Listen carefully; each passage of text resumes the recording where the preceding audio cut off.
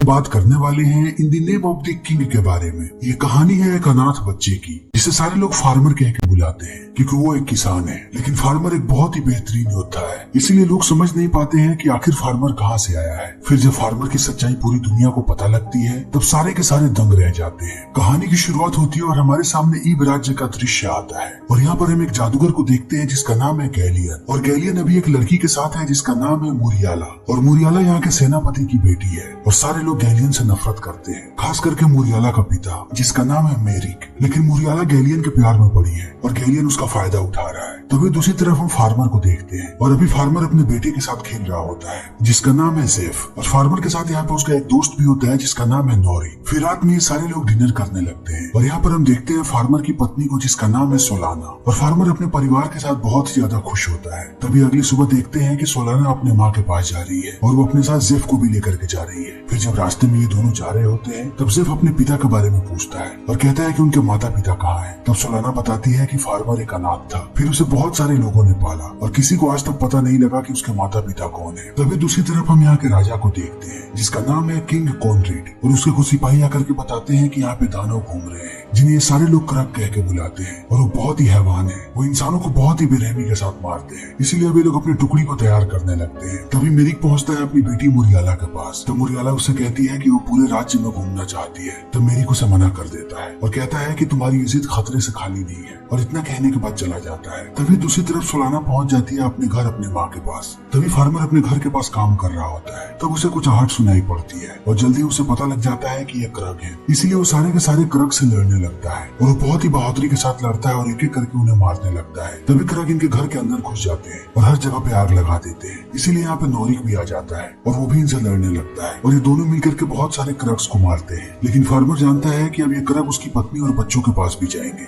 इसीलिए फार्मर यहाँ से निकल पड़ता है सोलाना के पास जाने के लिए और नोरिक भी उसके साथ होता है। तभी हम मुरियाला को देखते हैं जो यहाँ पे तलवार चलाने की प्रैक्टिस कर रही होती है। फिर उसके पास आता है कमांडर टेरिश और वो उसके साथ प्रैक्टिस करने लगता है। लेकिन टेरिश जैसे ही यहाँ से जाता है यहाँ पे राजा का भतीजा आ जाता है जिसका नाम है ड्यूक फेलो। और ड्यूक एक नशेड़ी आदमी है, वो दिन भर शराब का नशे में धुत रहता है और उसे इस बात का घमंड है कि राजा के मरने के बाद सिर्फ एक वही आदमी है जो राजा बन सकता है। इसीलिए वो यहाँ पे मुरियाला को भी छेड़ता है और कहता है कि अपने होने वाले राजा की इज्जत किया करो। तभी हम सोलाना को देखते हैं जो अपने गांव में होती है और यहाँ पर एक शादी का फंक्शन चल रहा होता है और सोलाना जेब के साथ ऊपर से इन सारी चीजों को देख रही होती है। तभी उसकी नजर पड़ती है क्रक्स पे और वो सबको आगाह करने लगती है। तो देखते ही देखते क्रक्स इन पे हमला कर देते हैं और चारों तरफ त्राहिमाम मच जाता है और क्रक्स सारे के सारे लोगों को बहुत ही बेरहमी के साथ मारने लगते हैं और उन्हें जलाने लगते हैं। तभी यहाँ पे फार्मर भी आ जाता है और वो भी क्रक्स से लड़ने लगता है। तब हमें पता लगता है कि इन सारे क्रक्स को गैलियन चलाता है और गैलियन ही इनका मालिक है और वो ये सारी तबाहियां मचा रहा है क्योंकि वो यहाँ का अगला राजा बनना चाहता है। लेकिन अब सोलाना ने जेफ को भगा दिया है यहाँ से क्योंकि जानती है कि ये लोग सबको मार रहे हैं। तभी एक क्रग पकड़ लेता है सोलाना को और दूसरा क्रग पीछा करने लगता है जेफ का। जेफ जब जंगल में भागता है तब वो क्रग उसके पीछे जाता है और अंत में वो उसे मार डालता है और अपने बेटे की मौत के बाद फार्मर टूट जाता है। फिर वो अपने बेटे का अंतिम संस्कार करता है और दूसरी तरफ राजा यहाँ पे और सिपाहियों से मिलता है क्योंकि उसे पता है कि क्रग जल्दी उन पे हमला करने वाले हैं, इसलिए उसे और सिपाहियों की जरूरत है। तभी हम गैलियन को देखते हैं जिससे मिलने जाता है ड्यूक और हमें पता लगता है कि ये दोनों एक साथ मिले हुए हैं और ड्यूक गैलियन की मदद कर रहा है। फिर राजा पहुंचते हैं फार्मर के गाँव पे और वो सबसे कहते हैं कि हम चाहते हैं कि जितने भी जवान लोग यहाँ पे हैं वो सब हमारी आर्मी में शामिल हो जाए, तभी हम लोग उन क्रक्स को हरा पाएंगे। तो फार्मर यहाँ पे राजा पे गुस्सा हो जाता है और कहता है कि तुम्हें राज्य की बिल्कुल भी फिक्र नहीं है क्योंकि अगर तुम्हें फिक्र होती तो सारे लोग इतनी आसानी से नहीं मारे जाते। तुमने हर जगह पे अपने लोगों को फैला रखा होता, इसीलिए हमें तुम जैसे राजा की जरूरत नहीं है। हम खुद जाएंगे और खुद लड़ेंगे क्रग से। और इतना कहने के बाद वो यहाँ से चला जाता है। तभी मेरिक देख लेता है नोरिक को और उसके पीछे जाने लगता है और उसे जाकर के कहता है कि तुम्हें शायद मेरी शक्ल याद नहीं होगी लेकिन मैं तुम्हें बहुत ही अच्छे तरीके से जानता हूँ। हम युद्ध के दौरान मिले थे, जो युद्ध कई सालों पहले हुई थी। तब इस बात को सुनने के बाद नोरिक उसे कोई जवाब नहीं देता लेकिन मेरिक को यहाँ पे अपने सवालों के जवाब मिल जाते हैं। तभी हम मुरियाला को देखते हैं जिससे ड्यूक एक बार फिर से बदतमीजी कर रहा होता है और वो उसे बताने की कोशिश करता है कि वो जल्दी ही राजा बनने वाला है, तब वो मुरियाला के साथ अपनी मनमानी करेगा। तभी हम मेरिक को देखते हैं जो पहुंचता है फार्मर के पास और कहता है कि अगर तुम जैसे बहादुर लोग हमारे आर्मी में चले आए तभी हम क्रक्स को हरा पाएंगे। लेकिन फार्मर कहता है कि मुझे तुम लोगों की कोई जरूरत नहीं है और मैं राजा के आर्मी में कभी भी भर्ती नहीं होऊंगा। और इतना कहने के बाद वो यहाँ से चला जाता है और मेरिक जा करके मिलता है राजा से। तब राजा कहता है कि उस फार्मर में जरूर कुछ बात है, वो जाना पहचाना सा लगता है। तभी हम फार्मर को देखते हैं जो नोरिक के साथ निकल चुका है और इनके साथ सोलाना का भाई भी है, क्योंकि इन्हें पता है कि क्रक्स ने सोलाना को बंदी बना लिया है। इसीलिए फार्मर अपनी पत्नी को कैसे भी बचाना चाहता है। वो अपने बेटे को पहले ही खो चुका है, लेकिन अब वो अपनी पत्नी को नहीं खोना चाहता। इसीलिए लोग जा रहे हैं उस पहाड़ी की तरफ जहाँ सारे क्रक्स रहते हैं। तभी इन्हें एक बहुत बड़ी खाई मिलती है और इन्हें खाई के उस पार जाना है। तब फार्मर कहता है कि हमें लटक के जाना पड़ेगा और इतना कहने के बाद वो बड़ी आसानी से इस खाई को पार कर जाता है। लेकिन अब बारी होती है नोरिक और सोलाना के भाई बेस्टियन की। फिर ये दोनों भी खाई को पार करने लगते हैं, लेकिन ये बीच में ही लटक जाते हैं और देखते ही देखते नीचे नहर में गिर जाते हैं और पानी के साथ बहने लगते हैं। लेकिन फार्मर इनके पीछे पीछे दौड़ रहा होता है और वो उन्हें पानी से बाहर निकाल लेता है। तभी राजा पहुंचता है अपने महल में और वो यहाँ पे ड्यूक को देखता है आशी करते हुए। वो वेश्याओं के साथ बिस्तर में पड़ा होता है। तब राजा उस पर गुस्सा करने लगता है और कहता है कि तुम्हें पता भी है कि राज्य में क्या चल रहा है, इसीलिए अब तुम्हें सजा मिलेगी। तभी हम गैलियन को देखते हैं जो अपने लोगों पे गुस्सा कर रहा होता है और वो क्रक्स को कहता है कि और भी ज्यादा तबाही फैलाओ। तभी हम मोरियाला को देखते हैं और हमें पता लगता है कि मोरियाला को भी जादू आता है, क्योंकि मेरिक एक बहुत बड़ा जादूगर हुआ करता था और मोरियाला ने कुछ जादू अपने पिता से सीखा है और अभी वो उसी जादू का अभ्यास कर रही होती है। तभी अचानक उसके सामने गैलियन आ जाता है और इस चीज को देखने के बाद मोरियाला चौंक जाती है और कहती है कि मुझे पहले से ही तुम पर शक था कि तुम एक बहुत बड़े जादूगर हो। और अब धीरे धीरे यहाँ पे मोरियाला को गैलियन के मंसूबे भी समझ में आने लगते हैं। इसीलिए गैलियन उस पर चिल्लाने लगता है और कहता है कि मुझे ये पूरा का पूरा राज्य चाहिए। और इतना कहने के बाद वो यहाँ से गायब हो जाता है। तभी हम फार्मर को देखते हैं और ये लोग धीरे धीरे जंगल में आगे बढ़ रहे हैं, लेकिन बाकी दो लोग बहुत ही ज्यादा थक गए हैं। तभी ड्यूक पहुंचता है राजा के पास और उनसे माफी मांगने की कोशिश करने लगता है और राजा भी उसे माफ कर देते हैं और राजा अपना खाना भी शेयर करते हैं यहाँ पे ड्यूक के साथ। तभी हम फार्मर को देखते हैं जो जंगल में आगे बढ़ रहा होता है। फिर उसे यहाँ पे कुछ गड़बड़ लगता है। तभी यहाँ पे हम नीम प्रजाति की लड़कियों को देखते हैं जो इन सबको ऊपर टांग देती है और इन लड़कियों की मुखिया है इलोरा। फिर इलोरा इनसे कहती है कि अज्ञात लोगों के लिए इस जंगल में कोई भी जगह नहीं है। तो फार्मर कहता है कि हम लोग बस यहाँ से गुजर रहे थे और इतना कहने के बाद वो अपने आप को छुड़ाने के लिए कहता है, लेकिन इलोरा उसे नहीं छुड़ाती। तो फार्मर खुद अपने आप को आजाद करवा लेता है। तभी राजा के पास जाती है मोरियाला और वो राजा को बताने की कोशिश करती है कि गैलियन क्या कर रहा है। लेकिन इसी बीच राजा की तबीयत खराब होने लगती है और हमें पता लगता है कि राजा के खाने में जहर मिलाया गया था। तभी दूसरी तरफ हम ड्यूक को देखते हैं जो पहुंचता है गैलियन के पास और कहता है कि मुझे पता नहीं था कि राजा के खाने में जहर है, इसीलिए मैंने भी उस खाने को खा लिया और अब मैं मरने वाला हूँ। तब गैलियन कहता है कि मैं चाहूँ तो तुम्हें बचा सकता हूँ, लेकिन तुम्हें मुझसे वादा करना पड़ेगा कि मैं जो कहूँ तुम्हें वो करना पड़ेगा। और ड्यूक भी इस बात के लिए मान जाता है, इसीलिए गैलियन उसकी जान बचा लेता है। तब मोरियाला पहुंचती है अपने पिता के पास और उसे पूरी बात बताती है कि वो गैलियन के साथ थी और अब गैलियन यहाँ पे क्या करने वाला है। तब मेरी गुस्सा करने लगता है और कहता है कि तुमने उस शैतान को यहाँ पे बना दी थी और तुम्हारी मदद से वो हमेशा यहाँ पे आता जाता था। तुम्हें पता भी नहीं कि वो कितना खतरनाक है। हम सिर्फ दो ही जादूगर जिंदा बचे हैं, एक मैं और दूसरा वो, लेकिन वो बहुत ही खतरनाक है। तभी हम फार्मर को देखते हैं और निम्फिन की मदद कर रहे हैं, इसीलिए वो इन्हें ला करके जंगल से बाहर छोड़ देते हैं। तभी मेरिक पहुंचता है राजा के पास और अब राजा की तबीयत में सुधार आ रहा है, लेकिन अब फार्मर पहुंच जाता है क्रक्स के पास और वो देखता है कि इनकी यहाँ पे बहुत बड़ी सेना है। तभी हम सोलाना को देखते हैं जो इनके कैद में है और सोलाना अभी भी जिंदा है, लेकिन अब ड्यूक ऐसा ही करता है जैसा गैलियन ने उसे कहा होता है। इसीलिए वो राजा की एक सेना की टुकड़ी को लेकर के गायब हो जाता है और उन सबको कहता है कि राजा मरने वाले हैं और अब अगला राजा मैं हूँ। लेकिन अब राजा भी अपनी पूरी सेना के साथ निकल चुके हैं युद्ध के लिए, लेकिन अब क्रक्स ने हमला कर दिया था फार्मर और उसके साथियों पे, इसीलिए वो बेस्टियन और नोरिक को बंदी बना करके ले जाते हैं और वो फार्मर को एक जगह पे टांग देते हैं और वो उसे फांसी लगाने ही वाले होते हैं। तभी फार्मर उस क्रक को मार देता है और इस चीज को देखने के बाद अब गैलियन भी चौंक जाता है और उसे समझ में नहीं आता कि फार्मर आखिर कौन है। तभी रास्ते में मेरिक को एहसास होता है कि फार्मर खतरे में है, इसीलिए वो फार्मर के पास जाता है और उसे दवाई देता है और लेकर के जाता है अपने कैंप में और अब फार्मर का उपचार होने लगता है। तब उसे राजा भी मिलने आते हैं, लेकिन राजा समझ नहीं पाते कि मेरिक यहाँ पे फार्मर को क्यों लाया है। तब मेरिक बताता है कि फार्मर आपका बेटा है और मैं इसे इसलिए पहचान गया क्योंकि ये नोरिक के साथ रहता था और नोरिक के पास रानी का घोड़ा था और पता करने के बाद मुझे पता लगा कि उस युद्ध में सिर्फ एक ही बच्चा जिंदा बचा था और वो आपका बेटा था। तब इस बात को सुनने के बाद राजा भौचक्का रह जाता है, लेकिन फार्मर इस बात को मानने से इनकार कर देता है और कहता है कि मुझे लगता है कि आप लोगों को गलतफहमी हुई है, मैं आपका बेटा नहीं हूँ। और इतना कहने के बाद वो यहाँ से चला जाता है। तब राजा यहाँ पे शोक मनाने लगता है और कहता है कि उस युद्ध ने मेरी पत्नी छीन ली और उसके साथ साथ मेरे बेटे को भी मुझसे अलग कर दिया, जो आज मुझे पहचानता तक नहीं है। पता नहीं ईश्वर क्या कर रहा है मेरे साथ। तब मेरी कहता है कि ईश्वर ने जो भी किया अच्छा किया, क्योंकि उस वक्त अगर आपका बेटा आपके साथ होता तब दुश्मनों ने अभी तक उसे खत्म कर दिया होता। लेकिन फार्मर अब से अलग हो गया और वो बहुत ही ज्यादा बहादुर और मजबूत बना और अब उसे कोई भी नहीं छू सकता।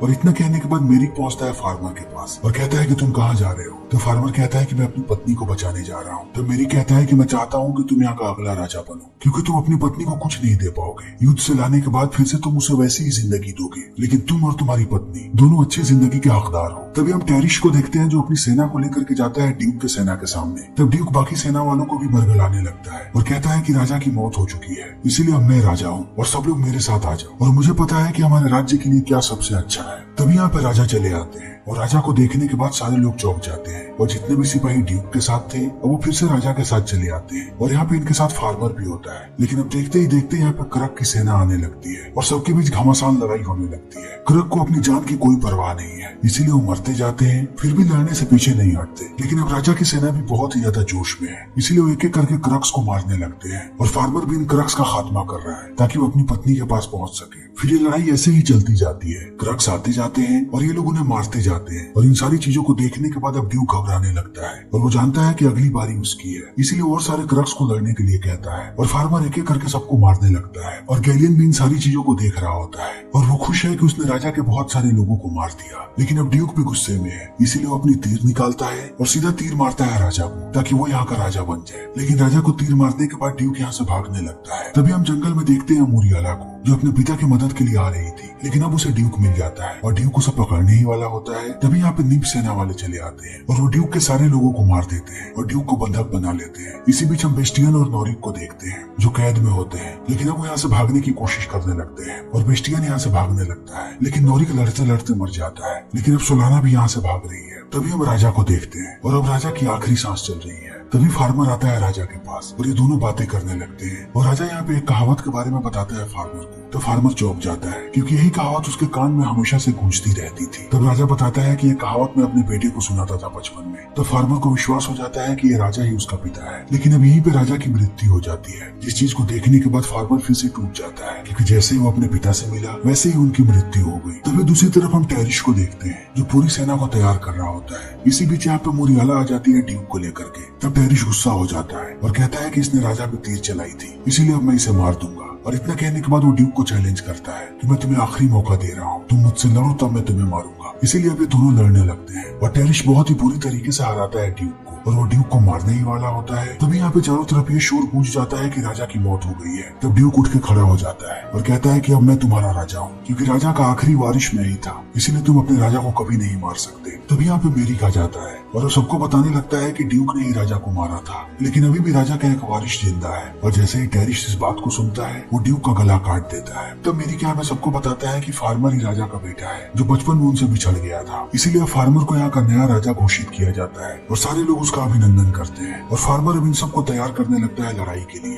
तभी सोलाना को गैलियन पकड़ लेता है और गैलियन समझ जाता है कि सोलाना फार्मर की पत्नी है, इसीलिए वो उसे पकड़ के रखता है क्योंकि वो जानता है कि फार्मर उसके लिए कितना खतरनाक है। लेकिन अब फार्मर पूरी तैयारी कर रहा है कि कैसे वो गैलियन को हराएगा, इसीलिए वो अपनी पूरी सेना को भेजने वाला है क्रक से लड़ने के लिए, जिनका नेतृत्व करेगा टेरिश। और फार्मर जाएगा गैलियन के पीछे उसके महल में ताकि वो उसे मार सके, ताकि उसका जादू खत्म हो। तभी मूरियाला यहाँ पे कहती है कि वो भी जाना चाहती है फार्मर के साथ और इतना कहने के बाद वो फार्मर को कहती है कि तुम्हारे साथ और भी कोई जाना चाहता है। फिर वो फार्मर को लेकर के जाती है जंगल में जहाँ उसे इलोरा मिलती है और वो कहती है कि हम भी गैलियन को मारना चाहते हैं क्योंकि वो हमारे जंगल को कटवाते रहता है क्रक से, इसलिए वो हमारा भी दुश्मन है और हम तुम्हारे साथ लड़ना चाहते हैं। फिर अब सारे लोग निकलने लगते हैं उसके महल की तरफ और इनके पास मेरिक भी होता है और जल्दी ये लोग वहाँ पे पहुंच जाते हैं। तब मेरिक कहता है कि अब मैं जा रहा हूँ अपने जादू का इस्तेमाल करके उस महल में। तभी हम सोलाना और गैलियन को देखते हैं और सोलाना कहती है कि आखिर तुमने मुझे कैसे पहचाना कि मैं फार्मर की पत्नी हूँ। तब वो कहता है क्योंकि तुम प्रेग्नेंट हो और तुम्हारे पेट में फार्मर का बेटा है। तभी राजा की पूरी सेना पहुंच जाती है क्रक्स के पास और यहाँ पे महायुद्ध शुरू हो जाता है। लेकिन अब मेरिक कहता है कि पहले मुझे जाने दो गैलियन के पास, और इतने कहने के बाद वो अपनी शक्तियों का इस्तेमाल करता है और सीधा पहुंचता है गैलियन के पास। लेकिन गैलियन अपनी जादू से तलवार निकाल लेता है, तब मेरिक भी अपने जादू से तलवार निकालता है और ये दोनों लड़ने लगते हैं। लेकिन दूसरी तरफ फार्मर भी तैयार है यहाँ पे आने के लिए। तभी लोरा उसकी मदद करती है और वो एक रस्सी फेंकती है और रस्सी की मदद से फार्मर भी यहाँ पे दीवार पे चला आता है। तभी गैलियन मार देता है मेरिक को और कहता है कि मैं तुमसे ज्यादा ताकतवर हूँ, और इतना कहने के बाद चला जाता है। तब मूरियाला भी अपनी शक्तियों का इस्तेमाल करती है और वो भी गायब होकर के पहुंच जाती है अपने पिता के पास और अपने पिता से कहती है कि मुझे पता नहीं लगा कि मेरे अंदर इतनी शक्तियां हैं। तब मेरिक कहता है कि तुम मेरी बेटी हो और एक न एक दिन तुम्हारी शक्तियां उजागर होनी ही थी, लेकिन अब मैं मरने वाला हूँ, लेकिन मरने से पहले मैं तुम्हें अपनी पूरी शक्तियाँ देता हूँ। और इतना कहने के बाद वो अपनी पूरी शक्तियाँ दे देता है मुरियाला को, और यहीं पे मेरिक की मृत्यु हो जाती है। और दूसरी तरफ घमासान युद्ध चल रहा होता है राजा की सेना और क्रक्स के बीच। तभी फार्मर पहुंच जाता है गैलियन के पास, और वो गैलियन से लड़ने लगता है अपनी पत्नी को बचाने के लिए। लेकिन गैलियन यहाँ पे अपनी जादुई शक्तियों का इस्तेमाल करता है, और थोड़े समय के बाद वो फार्मर को फंसाने लगता है अपनी शक्तियों में, और वो उसे मारने ही वाला होता है। तभी एन वक्त पे यहाँ पे मुरियाला आ जाती है, और वो गैलियन पे अपनी शक्तियों का इस्तेमाल करती है, और गैलियन डिस्ट्रैक्ट हो जाता है, और सोलाना इस चीज का फायदा उठाती है और गैलियन के पीठ में तलवार मार देती है। तब तक फार्मर भी आजाद हो जाता है, इसीलिए वो अपनी तलवार उठाता है और गैलियन का सर काट देता है। और जैसे ही गैलियन की मौत होती है, सारे के सारे क्रक्स युद्ध को छोड़ देते हैं और वो यहाँ से वापस जाने लगते हैं। और इस चीज को देख करके सारे लोग समझ जाते हैं कि गैलियन की मौत हो चुकी है, और फार्मर भी अपनी पत्नी से मिल करके बहुत खुश होता है, और अब इनका राज्य पूरी तरीके से आजाद हो चुका है, और फार्मर यहाँ का नया राजा है। और इसी के साथ ये फिल्म यहीं पे खत्म हो जाती है। तो दोस्तों, हमारी आज की वीडियो यहीं पे खत्म होती है। तो अगर आपको हमारी ये वीडियो पसंद आई हो तो इसे लाइक करें, शेयर करें और चैनल को सब्सक्राइब करें। Thank you.